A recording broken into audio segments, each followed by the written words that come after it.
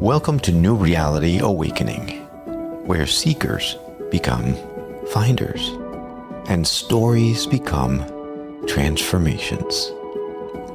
Each week we open the doorway to a new vibration, sharing wisdom, healing, and awakening from the visionaries of the New Reality TV platform. We are New Reality Awakening.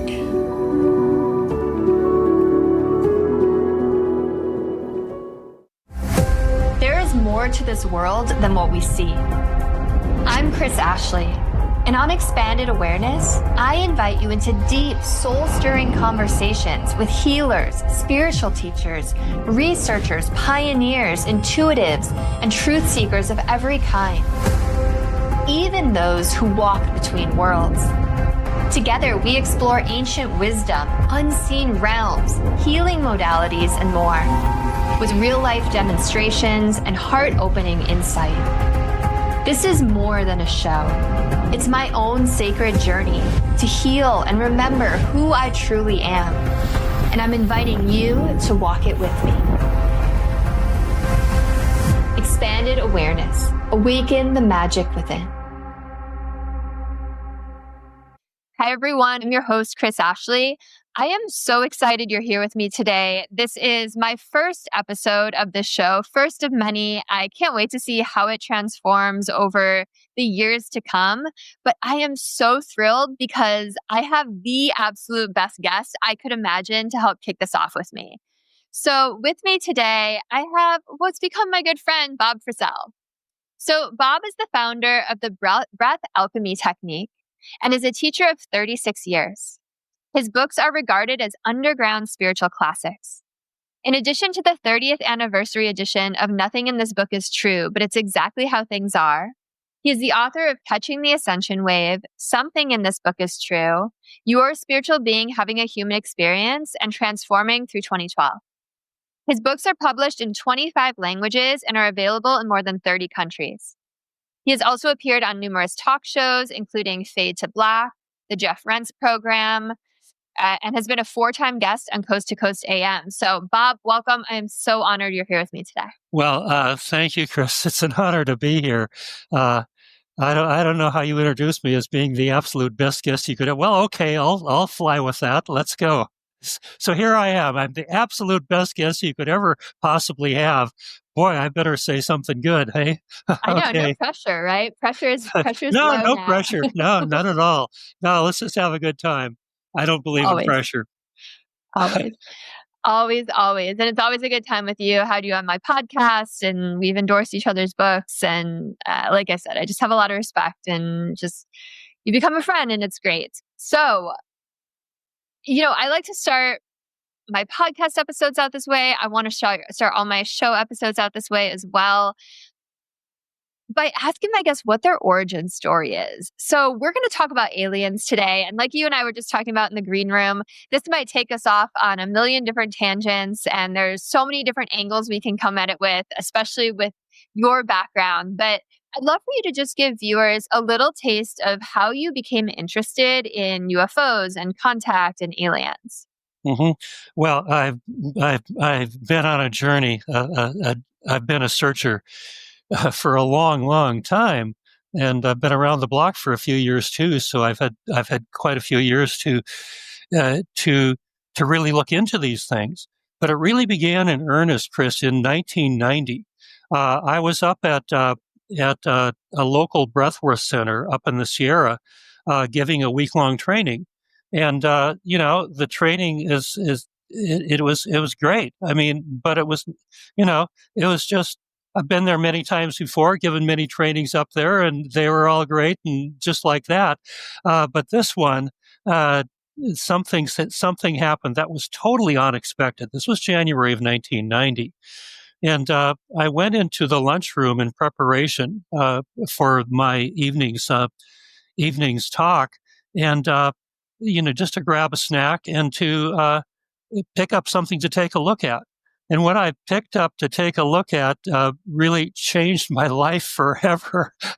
It was just mind-blowing at the time, information about the whole ET equation. And along with that, the secret government and the cover-up and just delving into all of those areas. And I'd never even thought about that as a possibility before. Yeah, I was a seeker, and I was open to new ideas. And when this one hit me, it hit me just like a ton of bricks right square between the eyes. And I went, holy cow, this is something I need to know about. And so I met the guy who put the information out, and we spent, oh, goodness sakes, I would 2, 3, maybe 4 hours. This was January at 6,000 feet in the Sierra in a non-heated room. And it does get cold in January at 6,000 feet in the Sierra. And it didn't matter. It just didn't matter because what he was saying was so fantastic. I just had to pump him for more and more questions. And he was willingly just answering patiently every single one of them. Then he gave me some information. I stayed up virtually the entire night looking at that. And then he offered to show me a ton and a half of videos that he had. And he had a lot of videos for sure. And so we spent the next day watching videos. And so I took all that information home with me. And when I grab onto something that I really feel is important, I take a deep dive into it. And that's exactly what I did with this. But what it did was it just prepared me really for the next step. And all I will say is that what motivated me was an absolute burning desire. I've used the phrase that I felt like a kid in a toy store. I've felt like a kid in a toy store many times when I've latched onto something that is just so really the next piece of information, the next bit that I need to know about. And I felt that way then. And actually, I continue to feel that way now because the journey really never ends. So, yeah, there are aliens. They're all over the place. Let me just amplify that a little bit. There is a study that was conducted, I believe, in October of 2013 called the Pagura study. I'm not quite sure on that pronunciation. I'm sorry, Pagura, or whatever your name is. At the time, he was a graduate student at the University of California at Berkeley. And somehow he was commissioned to do a study, a very serious study on the possibility of ETs out there, using the Kepler telescope and exactly the mechanism of how when the planet went in front of the sun, they could sense that there's a planet there.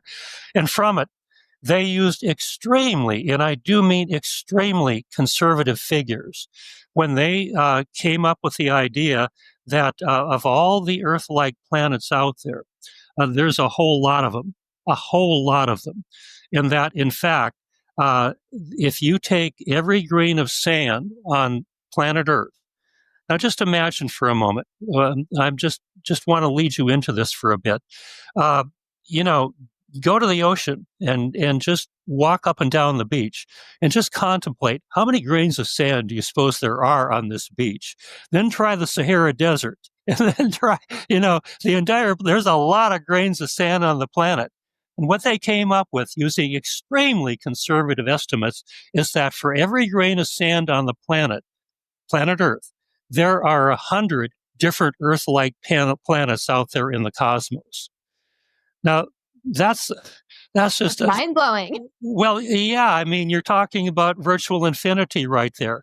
And the truth of the matter is it's probably 10 times, if not 100 times greater than that. Again, they were using extremely conservative numbers. And then from there, they went on to conclude that of all of that, there are the figure they came up with, I believe, is 10 quadrillion intelligent life forms throughout the cosmos. Well, here again, they used extremely conservative numbers again, and you can probably multiply that by 10 or 100 factor again. So, for a long, long time, the question has been put before us, well, are we alone in the universe? Are you kidding? No, it's not. We are not alone. And so it's just a fascinating thing that has certainly grabbed and kept my attention for all these years. Yeah, thank you for sharing those stats. It's hard to even like wrap my mind around. I don't know if I've ever even heard that number that you just said. Well, And 10 quadrillion is a whole lot, and more likely it's closer to 100 quadrillion. There's a lot of intelligent life forms out there, that's for sure, and at least at the level that we're on.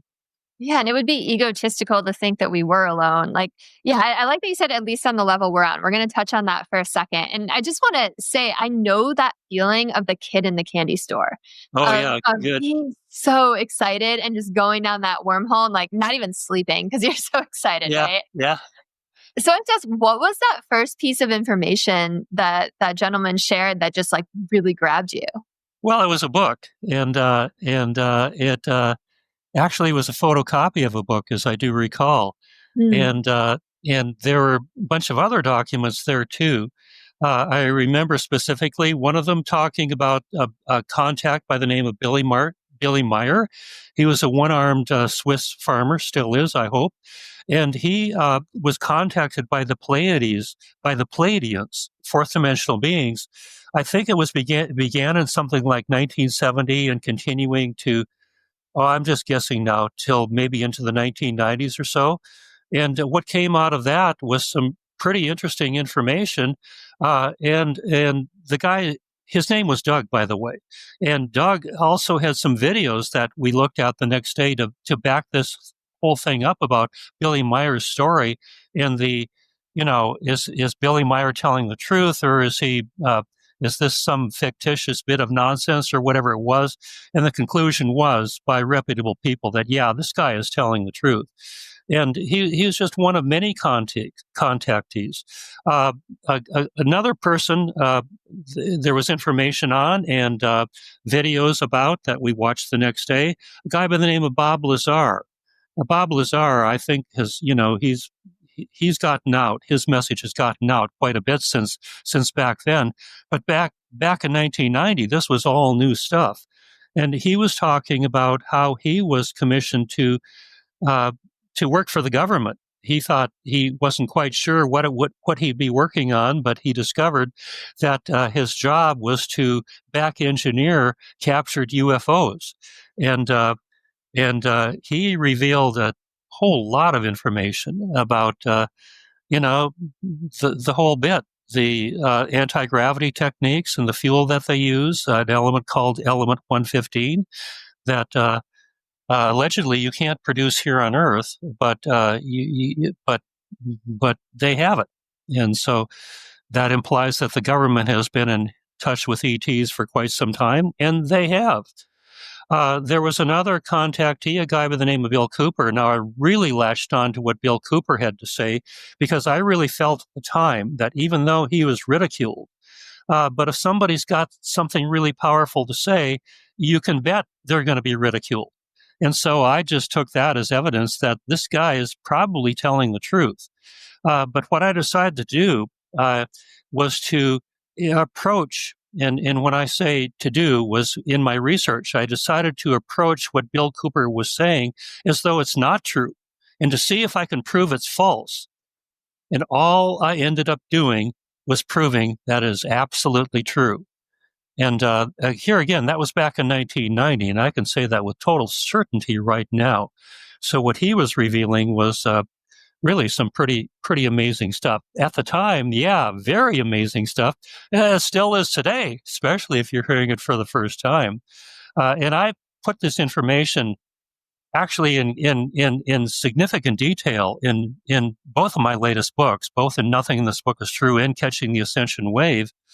There's a lot to get into right now about what Bill Cooper had to say, but it was good, and I think it's really important information to get a grip on what's going on today. But with all that being said, what it really did, is really what I've indicated here, is that it set me on a journey.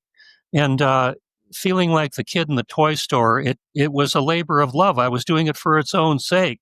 I wanted to know, so I kept digging deeper and deeper and deeper.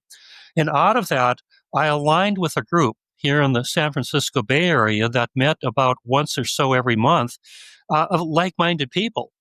And one thing I found out was that, I came back from my journey up at Campbell Hot Springs. That was the name of the center up there where I discovered all of this material. And I thought that, everybody I talked to would just absolutely want to hear what I had to say. But I found out quite to the contrary. People didn't want to hear it. They just didn't want to hear it. They didn't believe it, and they didn't. They just wouldn't go there. Yeah, I may have found one or two, but I also lost a friend or two. That's for sure. And so I decided that maybe it's best to kind of keep this under wraps, keep it to myself just a little bit more, and to see if I can align with some like-minded people, which is exactly what I did. And in our monthly meetings, man, we would talk about this stuff and anything else that we wanted to. But what I'm really getting at with this like-minded group is that one day I got a letter in the mail saying that there was going to be an event that I needed to be at. That's the way I read it. It was talking about an ascended master by the name of Thoth, and they referred to him as an ascended master who had been around for 52,000 years in the same body. That's been around the block for a few times, 52,000 years. Maybe the guy's learned a thing or two. And so it was talking about breathing, it was talking about ascension, and it was talking about the transformation that we need to make if we're going to make it through the changes coming into the 21st century, which is exactly where we're at right now. And so what it was doing was it was talking about a video presentation, a video of a workshop that turned out to be 32 hours long. And I just knew exactly at the moment, at looking at this letter, that I had to be there. And so a group of 20 of us or so sat through, not in one sitting, mind you, but over the course of, a week or two, slowly letting the workshop of 32 hours slowly unveil. And I realized then that, what I was given from Doug a couple of years earlier, that was really good stuff, really important. But in fact, it was nothing but the warm-up. It was information that I needed in order for this information in the workshop to begin to take fold, to begin to resonate, to make sense with me. And so I needed to have that in me as a background. But with all that said, I realized clearly just a few hours into that video workshop that was only the warm-up and that this was the main course. And so that became, here again, you use the kid in the candy store analogy or kid in the toy store. I said in my book, well, it was the preferred source of entertainment. No, it was my only source of entertainment because I found out how to get the videos. I bought the videos. Essentially, I locked the door, with the ringer off the phone, and just sat and watched those videos hour upon hour, over and over again. And the reason I did was because I wanted to know what this guy knew. His name was Drunvalo. And I was so impressed with this guy that he was presenting, he clearly had the big picture in mind, that even though what he was presenting was mind-boggling information, he was presenting it in such a sincere and such a humble way. He didn't have anything going on with it. He wasn't trying to convince you of anything. And I really appreciated that. And he covered all of the bases. So clearly he knew that this was, he was just presenting a much bigger picture here. And slowly, over 32 hours, he let it unfold. And so I realized at that moment that this is something I need to know. And the decision I made is I want to know what this guy knows. And that's why I devoured the videos over and over and over and over and over. Well, what came out of that was nothing less than being trained to give the workshop that he no longer wanted to give. That was the Flower of Life workshop. So I gave it for over 20 years, throughout North America, Europe, and Australia. So, and in addition to that, I was asked by a publisher to write a book. No big deal here. Nothing big came out of it. It just totally changed and transformed my entire life. That's what it did. So, and the lives of many others. Pardon? I said, and the lives of many others, I'm sure. Well, no question about that. Yeah. And, Drunvalo had a direct hand in so much of that. And, I gave that workshop to, goodness sakes, thousands of very eager students, and just looking at their reaction, their enthusiasm, it mirrored my enthusiasm, which was really great. I mean, it's really fun to lead a workshop when you got a whole room full of like-minded people, and they want to be there just as much as you want to be there presenting the material. So it was a life changer, a transformation aspect for sure. And the transformation continues to this day. So it's very much become a part, of my, shall we say, deeper understanding and fundamental to the inclusion of all of this, since the topic allegedly for today's talk is aliens. Don't think for a moment that Drunvalo was not talking about aliens, right? And in the context of the bigger picture. So all good stuff. Yeah.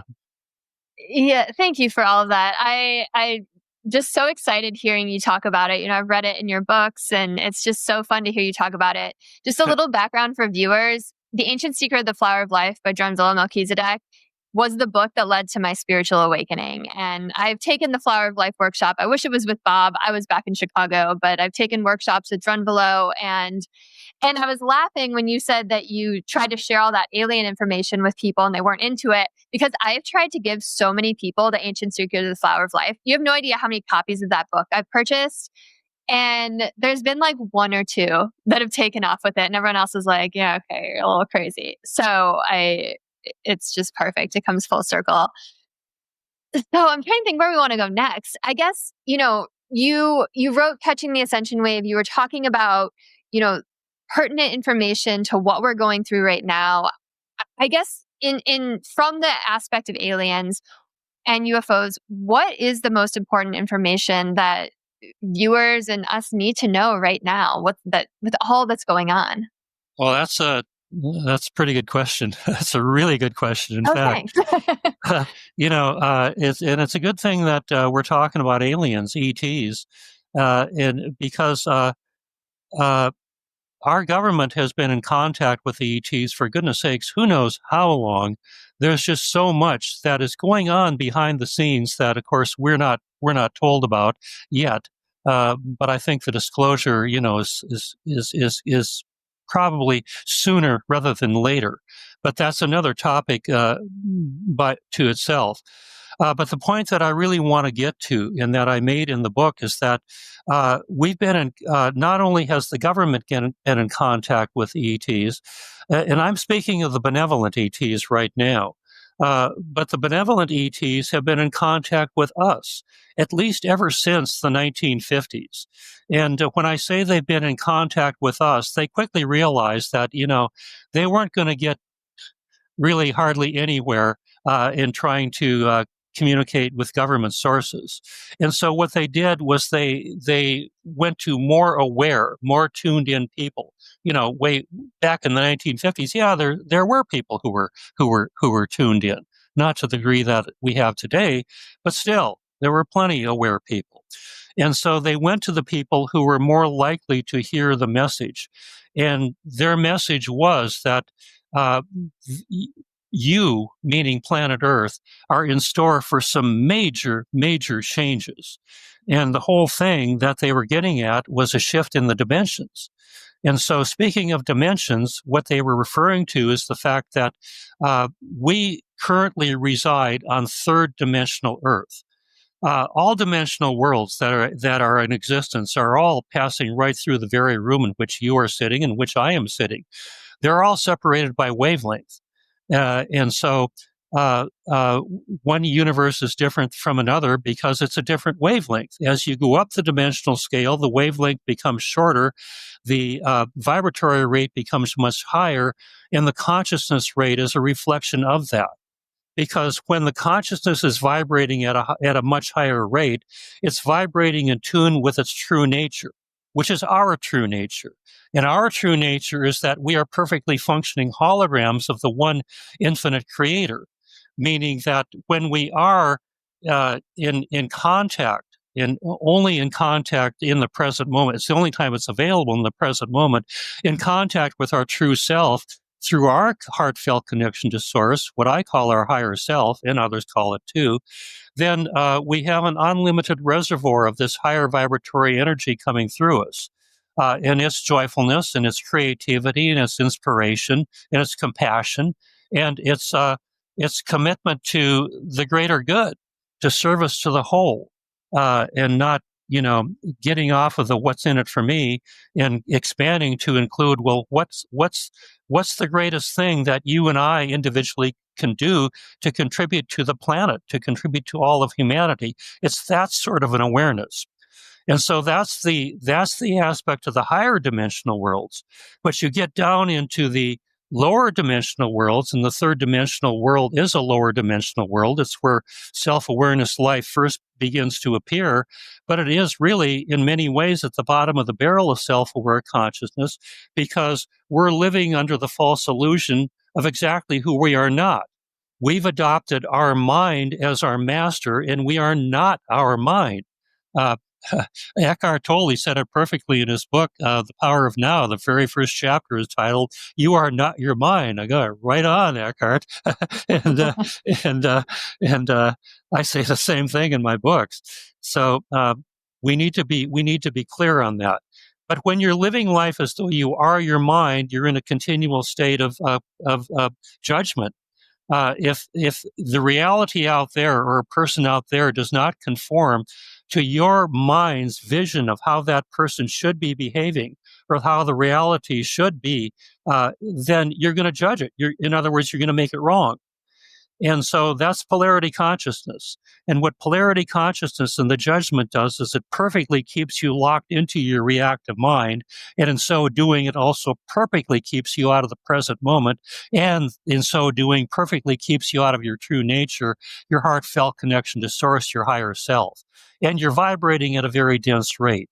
You're consumed by your fears, which is a very dense vibratory rate, and just limiting belief systems, and go on from there. And so you go back to the 1950s, and the benevolent ETs were finding people who were able to, step out of polarity consciousness long enough to hear the message.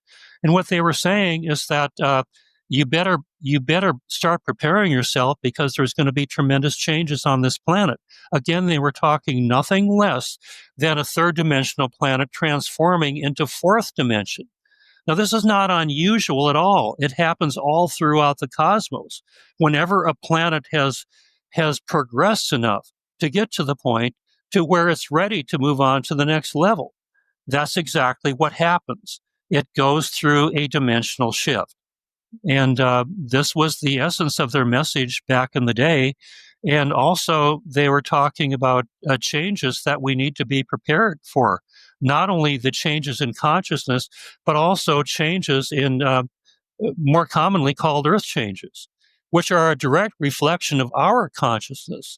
In other words, if we go around judging everyone and everything and standing apart from the reality, trying to conquer it and trying to control it, then just as that sort of awareness, or more accurately, lack of awarenesses, creates internal earthquakes and internal earth changes, in the form of illness and disease, the same thing happens on the grander scale when you're talking about earth changes, when you're talking about pole shifts and, all that goes with that. This was their basic message back then. And they put it out, it got out as best that it could, and that compounded by the fact that there's a document called the Law of One that has been talking about this stuff in great detail.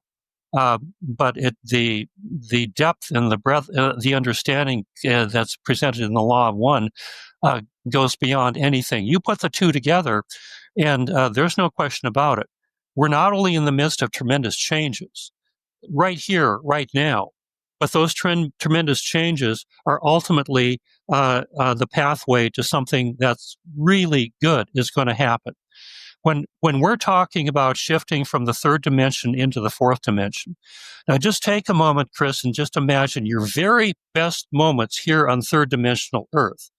Well, what we're told, according to the law of one and according to the benevolent ETs, is that the fourth dimension is 100 times more harmonious than even your very best moments here on third dimensional Earth. So just take a minute and imagine, what would your life be like if you were 100 times more joyful, if you were 100 times more creative, 100 times just more present in every way and compassionate in every way, and 100 times more inspired. Talk about feeling like the kid in the toy store and multiply that by 100. What would your life be like? Would that be worth shooting for? And that's really the essence of my book, Catching the Ascension Wave. And obviously, we talk a lot about ETs in that book because you have to. You got to expand to include the whole. Yeah. I have goosebumps right now when you were asking me to imagine. So is this something like this shifting into fourth dimension, something that you think will happen in our lifetime? And will we live through that, or do we have to die and reincarnate? Or I know Drinvilla talks about going through the void. Like, what is that going to look like? Oh, you're asking some really good questions. Yeah. First of all, yes, it will happen in our lifetime. And many people thought it would happen in the year 2012, but it didn't because we simply were not ready for it. But I'll tell you something. What did happen in 2012, in the key date here is between December 12th and December 21st of 2012. Again, when many people thought the shift would happen, it's the end of the Mayan calendar and all that goes with that. And the Mayans were not just blowing smoke; they knew what they were talking about. So what did happen, though, is that our nearest neighbor at 4.3 light years away, Alpha Centauri, has another star system called Alpha Cent. No, Ventures. I can't think of the name of it for a moment. That's I forgot the name of something in our last show too, but it just shows that. It just shows that I'm human. I'm sorry, I can't help it, but it'll probably come to me. But anyway, the companion star rotating around Alpha Centauri at that time, and consider now it takes 4.3 light years for light that happens there to reach here. And so in 2016 of March, it was observed on Earth here that something major happened on this companion star to Alpha Centauri, and that is the sun brightened in magnitude by a factor, I don't know, of 1,000 times or something like that. It's something that under normal circumstances, it just cannot happen, yet it did. And it was only brief. Back in 10 minutes or so, everything was back, quote unquote, to normal. But if there was any life on any of the planets on that companion star to Alpha Centauri, it would have all been destroyed. Nothing would have survived it. What they're talking about is the solar flash that I talk about in great detail in my book. And it can bring up fear in people, but if you see it in the context of the entire big picture, it's just a common occurrence that happens through planets whenever they're ready to make the ascension into fourth dimension. It happens all over the cosmos. And it's most likely going to happen here on planet Earth too. But again, it may not. Because if you take the 4.3 light years and add that on or subtract it from March of 2016, you come up almost exactly to December 12th of 2012. And that's the date that it was projected to happen here. So is it possible that number one, it didn't happen here. I mean, the dimensional shift, because we just weren't ready for it yet. And number two, that we can avoid the disastrous Earth changes, including the solar flash, which would wipe out everything, because it happened there. And very likely, I mean, this is getting into a whole nother tangent, but I also make the point in that book that we're very likely in a binary star system. And the most likely candidate for it would be Alpha Centauri. So if it happened in our sister star, and maybe it alleviated the necessity for it happening here. Just maybe. Well, the clear conclusion is that everything is a function of consciousness. And you and I individually and collectively need to raise our awareness so that we're much more in harmony with the fact of our intimate connection to all life everywhere, of who we are and why we're here, and our role in all of this. That we're not just lonely, isolated individuals looking out at a reality of which we're not really a part. No. As I said earlier, you and I, as human beings, are fully functioning holograms of the one individual creator. And that means because the universe is holographic, you and I have within us the ability, contained within the cells of our body, within our DNA, our chromosomes, the ability to recreate the entire universe over and over again. The whole thing is a hologram. And you and I are a perfect representation of that. Now, the higher life forms are full awareness of that, and we're just beginning to wake up and to step into that. But changes are happening, and they're happening very rapidly because there's an enormous infusion of higher dimensional energy coming into the earth in preparation for this change, and people are waking up in droves. And so the question is, are we creating the critical mass necessary to make this a more gentle ride, a more harmonic ride from one dimensional world to another than is normally the case? So with that being said, and I know I'm talking a lot here, but it's good. You get me on a roll, and sometimes I can't stop. I love it. Keep going. Yeah, okay. With that being said, the normal scenario, the usual scenario, is that not everybody makes it through. And we really don't have to look any further than our neighbor Venus to get a really good glimpse on how that plays out.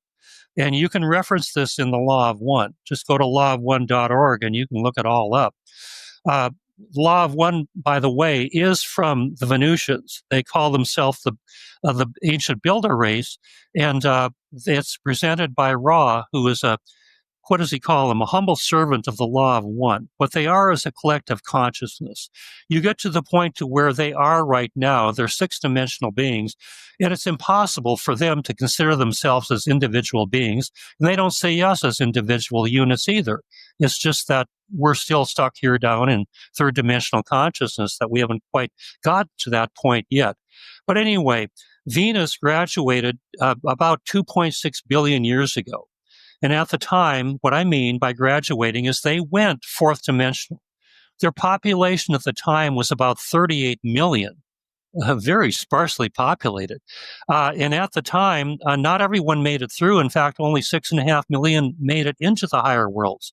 So the question is, what happened to the 32 million who did not make it? And the answer is, they were not left to twist slowly in the wind and experience the solar flash directly and the pole shift and all of that. No, life takes care of them. What happened is that they were, and this is done on a regular basis according to the Law of One, transported to another planet by benevolent ETs and given the opportunity to live out how many life forms times they needed on a third dimensional planet to work out enough karma so that they too ultimately would become ascension ready. Life is very patient. It doesn't matter to life how many lifetimes you have to go through, how many thousand, to get to the point to where you are ascension ready. But eventually everybody's going to make it through. And here again, you can reference this in the Law of One, but there's also another really good source that talks about this in great detail. It was a book that was written in 1996. It was called Cosmic Voyage, and the author, a guy by the name of Dr. Courtney Brown, was a remote viewer. Now, at the time when Cosmic Voyage first came out, I looked at it and I read it with a great deal of interest, but I didn't really trust it because I didn't really trust remote viewing. But I began to realize that I was wrong. A little deeper dive into it revealed for me that a good remote viewer, in their terrestrial views, they're 100% accurate. That's pretty good. And Yeah, I'd say. and they're you can't get much better than that. And off planet, they're up to 99% accurate. Well, that's pretty good too. So I started taking Dr. Courtney Brown's work a little more seriously, and he describes it in detail through his remote viewing of how looking into the future here on planet Earth, of how Earthlings, you and I, not necessarily you and I, because we're both going to make it into the fourth dimension, but those who are not ascension ready were transported by benevolent ETs into a third dimensional planet on the Pleiades, where they will be given the opportunity to live out however many third dimensional lives they need to, again, resolve enough karma so they can get to the point to where they will finally ascend. So you put these two sources together, and you've got I'd say that it's pretty good, and it's worth taking a look at. And I put all this stuff in my book so that you can reference it there, but don't forget the law of one.org and don't forget Cosmic Voyage. Good stuff. I hope I answered the question, because the answer to number one is, will it happen in our lifetime? The answer is absolutely. I can expand on that a little bit further. There is a timeline in the Great Pyramid that is extremely accurate up until now. It has predicted, the printing press, when the exact year, World War I, the obvious stuff, World War I, World War II, whatever. But any major event that's happened here on planet Earth, if you know how to read the timeline in the Great Pyramid, it's all there. And if you want to believe the timeline, most likely Earth's ascension into fourth dimension is going to happen either in 2029 or 2030. Now, I'm not going to chisel that stone because we just, truth is, I just don't know. I personally live my life as though nothing's going to happen, as though, I got bills to pay, I got a life to live, I got to behave like a kid in a toy store because it's a lot of fun. Yeah. and like that, live life as though it's an exciting adventure and that it's just great to be here. But on the other hand, it's extremely important, in my view, in my value system, to continue to prepare inwardly for the changes that you and I know are happening in the dimensional shift that we know is going to be happening too. And I'll tell you what, I'm kind of excited about the possibility of 100 times more harmonious in every single aspect than even my very best moments here on planet Earth. So, beam me up, Scotty. I'm ready to go. Yes, yeah. By the way, I love all your Star Trek references, and I'm like, yeah, I grew up with that stuff too. It's great. Okay, so then I guess the natural follow-up question would be, how do you prepare inwardly for that? What if someone's viewing and they're like, I want to be beamed up too? How does someone prepare for that? Well, you have to discover the present moment, which is an interesting way of saying you have to discover who you are not. And what I'll say about that is that, as Eckhart said in his chapter 1, you are not your mind. The mind is a marvelous instrument if it's used properly. It was never, ever intended to be our master. It only took over because we told it to. And from the moment of birth on, from the moment we take our first breath, you and I, individually and collectively, are totally under the influence of the reactive mind. And all it is a machine. All it is a bunch of endless loop recordings based totally on survival. The design function of the mind is the survival of the being, or whatever the mind considers itself to be. When you and I identify from breath one onward that we are our mind, now the purpose of the mind becomes the survival of all the points of view, all the endless loop recordings, and all of the beliefs and all of the fears and limitations that are based in the mind. Now, to go back just for a moment, the definition of the mind that I like to give is that it's a linear arrangement of multisensory records of successive moments of now. Essentially, what that means is it is this very sophisticated multisensory recording of successive moments of now. And because the design function of the mind is survival of the being, or whatever the mind considers itself to be, and we're so totally aligned with our mind, now the purpose of the design function of the mind is the survival of all of those records and points of view and belief systems.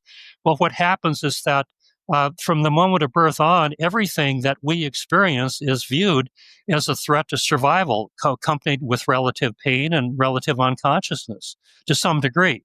Some is, some of it is obviously much more traumatic than others. I maybe shouldn't have gone there because it's a deep discussion. I'm just kind of asserting it. It's really not a very wise thing to do. But nonetheless, we need to make the shift from our mind, pure mechanical in nature. There is no present moment because the mind sees the present through the eyes of the past, through all the unresolved trauma and issues. And whatever it feels threatened, it's going to play one of those endless survival tapes, and we act it out. There's no more awareness there than there is in Pavlov's dogs. When the dogs hear the bell, they salivate, and that's about as much awareness as you and I have when we're under the influence of the reactive mind. So there is no presence. There's nobody home when we're at the effect of our reactive mind, and that's why we need to discover who we are not in order to begin to create the reality of who we are. And who we are is experienced only in the present moment and only through the heartfelt connection that we have to Source, which again I call our higher self. And we need to understand that the mind, when it's playing its endless loop survival tapes, it'll perfectly block you from any realization of your true nature. And so there's tools, there's techniques that allow you to discover the present moment. In so doing, create what I like to call a gap between your thoughts, or what is in the Eastern tradition is more commonly called the space of no mind, where your mind is quiet enough, in these gaps between your thoughts, to where pure presence can begin to show itself. That's exactly what Eckhart Tolle was talking about, and really that's exactly what I'm talking about, ETs and all the rest of it included in my books too, because this is the great journey that we're all on. We need to make that shift, and when we do, we're talking about nothing less than total transformation here. In transformation, one definition of it I like to give is that you transform your ability to experience living so that the situations that you've been stuck with, the stuff that you've been trying to change, or you've been reduced to just putting up with it, all that stuff starts to clear up just in the process of life itself, simply totally as a function of your transformed ability to experience living. So that you're no longer living life conceptually, you're living life as a living presence. You're no longer living, Helen Keller said it perfectly. She said that life is either an exciting adventure or it's nothing. And when we're living life conceptually out of a reactive mind, we're just reduced to ultimately going through the motions. Yeah, we can do more and better of this and that and whatever, but ultimately it's just more of going through the motions. And so in her words, it's nothing. In that setting, or when you're living life as a true presence, life is an exciting adventure. There's toy stores all over the place, and you're a 5-year-old kid all over again. So that's exactly what she was talking about. And if anybody ever had a reason to be depressed, it certainly would have been Helen Keller. But no way, for her, life was an exciting adventure. So that's it's all about transformation. And it's the only game in town, really, and it's an exciting adventure. So, there's plenty of room for everybody. Come and join. Exactly. I know. And I love the direction that this is taken, because we went from aliens to ascension to transformation. And like you said, it's kind of all one and the same, right? We're all on this Yes. path, this growing back to Source. I do want to ask you, I want to bring it a little bit more back to aliens just for a moment, just because there's so many exciting topics. Um, I would love, we're both fans of Zachariah Sitchin's work, and Thoth talked about all of this as well. I would love for you to just talk a little bit about Nibiru and a little bit about the fall of Atlantis and how ancient Egypt is all tied up into that. And I know those are like really big topics, but they just get me so excited. Those are my candy stores. And I know that you're a wealth of information on them. Well, so that's a huge topic. yeah, We I got know. 10 I know. minutes And left. we're at 48 minutes, so we have about 10 minutes left. Yeah, we really need 10 hours to Maybe get we'll into have a that. part two. But to cut to the quick, Zachariah Sitchin wrote a number of books called the Earth Chronicles, and there's two that I really dived into. One is called The 12th Planet, and the other one is called Genesis Revisited. In the 12th Planet, what he does is he makes the case, and he's not just saying it. He claims that he has he developed the ability to interpret the oldest known records that we know of on the planet, and they're called the Sumerian records. They were fairly recently discovered on clay tablets in a language I believe it's called cuneiform. And so, if you can translate that, which he claims he can, there's some pretty darn interesting information that begins to show up. One of which is that there's an extra planet in our solar system, and you go, what? Who? Yeah, and so he calls it the 12th planet. He just 12 meaning that there's 9 planets plus the one that he calls Nibiru, and then the sun and the moon. So somehow he gets the 12th planet rather than the 10th planet. But whatever. So what he's saying is that a long time ago, about 450,000 years ago, they came here to planet Earth to mine gold. And you wonder, well, mine gold? Well, okay, yeah, it's a precious metal and all that stuff. Was it valuable there too? Well, evidently it was, because they were losing their atmosphere. And they decided that the best way to protect the hole in their atmosphere was to suspend gold dust particles in the upper atmosphere. And then they scouted throughout all the different planets in the solar system and discovered that, well, planet Earth is the place to be if you want to mine gold. So they came here to mine gold. But after doing it for, I don't know, 100,000 years, they decided, they got kind of tired, I guess, of doing it. You probably would too. And they rebelled.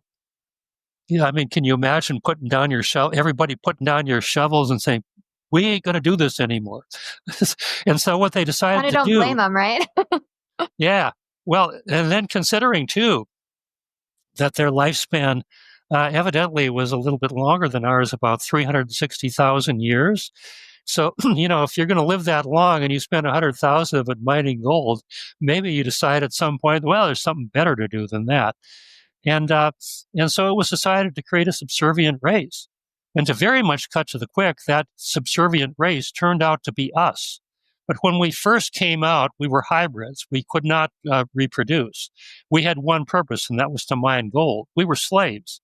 But then to cut to the quick very much again, you want to add Thoth, the ascended master, into the picture. And what he says is that if you're going to create a new race, you got to have both a mother and a father. And so he never mentioned the Nephilim by name, but what he did say is that this unknown race, he didn't call them in any name at all. They became our mother aspect. But you also have to have a father aspect, and that has to come from outside of the solar system. And that's outside of the solar system was from third planet out, Sirius B. And so they came into, according to Thoth, an interdimensional warp inside the Earth known as the Halls of Amenti. And for a period of 2,000 years, that was the conception period. That evidently in combination with the mother aspect, ultimately, after 2,000 years, created a new race, which was us. But again, we were just slaves initially, and our job was to mine gold.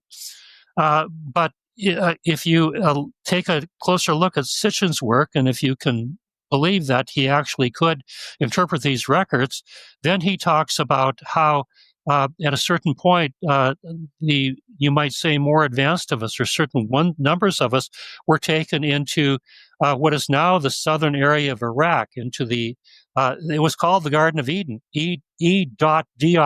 It's right there in the Sumerian records, and it was also referred to the fact that the gods, who evidently were the Nephilim, that they loved us because, after all, we were created in their image and all of that stuff.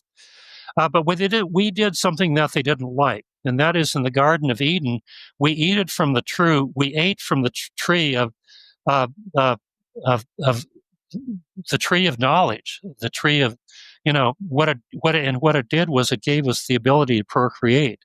And evidently, our masters, our mother, the Nephilim, didn't want that because they could no longer control us. So here again, to cut to the quick, now there were two versions of humanities: those who could reproduce, those who could not. Those who could not were the slaves. They were still mining gold. Those who could were ultimately taken to Lemuria when it, as a island continent, began to appear. Oh, goodness sakes, I don't know, 70, 80,000 years, something like that ago. And the story just goes on from there. Then from Lemuria to Atlantis. And of course, Atlantis, it didn't end up too well there. It sank and fell into the ocean. And that led us to where we are right now and where we've been for the past 13,000 years. And there's just too much to get into, especially since we're out of time. So what I'll say is that you can reference all of this in my book, Nothing in This Book is True, and you can also get it in Drunvalo's book, The Ancient Secret of the Flower of Life. And I put it all on video too. If you want to really dive into it, go to my website and you can get the Flower of Life videos, the workshop as I presented throughout not the entire throughout the cosmos, but throughout planet Earth for 20 years. Didn't quite make it off planet, but had a lot of fun going to all these different countries. So it's all there, and it's up to you whether or not, how much of it you can accept or not. I'm not trying to prove anything, but just kind of like having fun, kid in the toy store type thing, sharing some of what I've learned and what resonates on a very deep level and has very much facilitated my own transformation to get me to the point to where I'm at today. So, goodness sakes, thanks for asking all these great questions, and thanks for having me on. It's been a lot of fun. Absolutely. And we do have about 3 minutes left. So I just want to ask, we've talked a little bit about aliens contacting us, and we talked a little bit about, they went from Lemuria to Atlantis, and now people say they live in Mount Shasta. Are there aliens living on planet Earth, in planet Earth, underneath the oceans? These are things you hear. What's your take on that? Almost certainly, yes. Whether or not they're living under Mount Shasta or not, a friend of mine, Diane Robbins, has written some very interesting books. So you might want to check her out. Check out her books. See what she has to say about it. The people living under Mount Shasta, and she claims that they are from Lemuria. So maybe that's true, maybe it's not. Then there's the whole issue of the hollow earth and whether that's true or not. What the law of one says is that definitely there is aspects of the inner earth. And then the question would be, well, would there be life forms living there? And the answer is there's a very high degree percentage, I would say, that the answer is yes. Life is just everywhere. In the higher dimensional worlds, you're going to find life forms most likely living in the rings of Saturn. They might be living inside the sun. If you're a fourth dimensional higher, all you got to do is tune to the vibratory rate of the sun, and hot is no longer sun. So you can be wherever you want to be, and life shows up.